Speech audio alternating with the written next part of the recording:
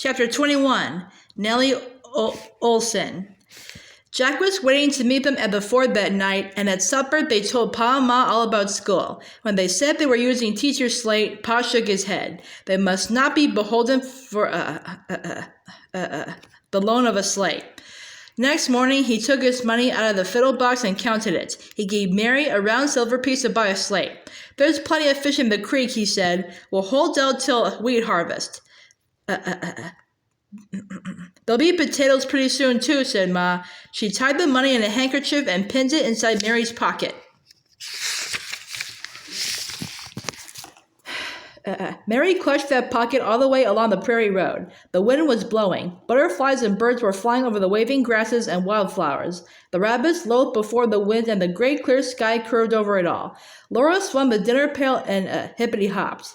In town, they crossed dusty Main Street and climbed the steps to Mr. Olson's store. Pa had said to buy the slate there.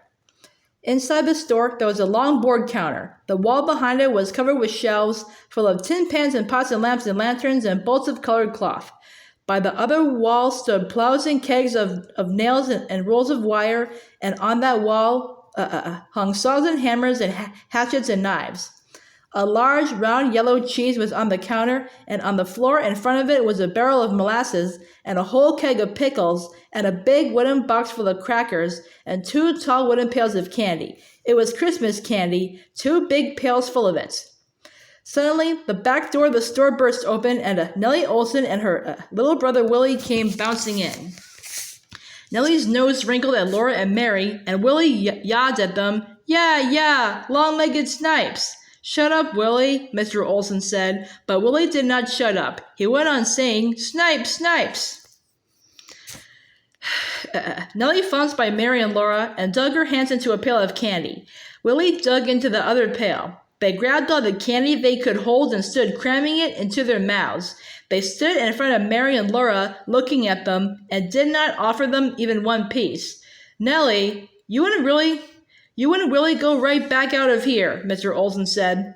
They went on stuffing candy into their mouths and staring at Mary and Laura. Mr. Oleson took no more notice of them. Mary gave him the money and he gave her the slate. He said, "You'll want a slate pencil too. Here it is, 1 penny. Nellie said, "They haven't got a penny." "Well, take it along and tell your pa to give me the penny next time he comes to town," said Mr. Oleson. "No, sir, thank you," Mary said. She turned around and so did Laura, and they walked out of the store. At the door, Laura looked back, and Nellie made a face at her. Nellie's tongue was streaked red and green from the candy. "My goodness," Mary said. "I couldn't be as mean as that Nellie Oleson." Laura thought, I could be meaner to her than she is to us if Ma and Pa would let me." They looked at their slate's smooth, soft gray surface and its clean, flat wooden frame, cunningly fitted together at the corners. It was a handsome slate, but they must have a slate pencil. Pa had already spent so much for the slate that they hated to tell him they must have another penny. They walked along soberly till suddenly Laura remembered their Christmas pennies. They still had those pennies that they had found in their stockings on Christmas morning in Indian Territory. Mary had a penny and Laura had a penny, but they needed only one slate pencil. So they decided that Mary would spend her penny for the pencil, and after that she would own half of Laura's penny. Next morning, they bought the pencil, but they did not buy it from Mr. Oleson. They bought it at Mr. Beadle's store and post office where Teacher lived, and that morning they walked on to school with Teacher. All through the long, hot weeks, they went to school, and every day they liked it more. They liked reading, writing, and arithmetic. They liked spelling down on Friday afternoons. And Laura loved recess when the little girls rushed out into the sun and wind, picking wildflowers among the prairie grasses and playing games. The boys played boys' games on one side of the schoolhouse, the little girls played on the other side, and Mary sat with the other big girls, ladylike on the steps. The little girls always played Ring Around a Rosie because Nellie Oleson said to. They got tired of it, but they always played it till one day, before Nellie could say anything, Laura said, "Let's play Uncle John." Let's, the girls said, taking hold of hands. But Nellie grabbed both hands full of Laura's long hair and jerked her flat on the ground. No, no, Nellie shouted. I want to play Ring Around a Rosie. Laura jumped up and her hand flashed out to slap Nellie. She stopped it just in time. Pa said she must never strike anybody. Come on, Laura, Christy said, taking her hand.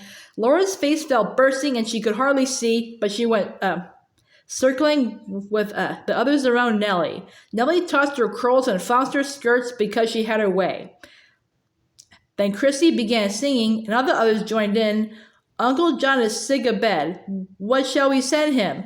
No, no, ring around a Rosie, Nellie screamed, or I won't play. She broke through the ring and no one went after her. All right, you get in the middle, Maud, Christy said. They began over. Uncle John is sick of bed. What shall we send him? A piece of pie, a piece of cake, apple, and dumpling. What shall we send it in? A golden saucer. Who shall we send it by? The governor's daughter. If the governor's daughter ain't at home, who shall we send it by? Then all the girls shouted, by Laura Ingalls.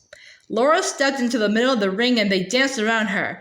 They went on playing Uncle John till teacher rang the bell. Nellie was in the schoolhouse crying, and she said she was so mad that she was never going to speak to Laura or Christy again.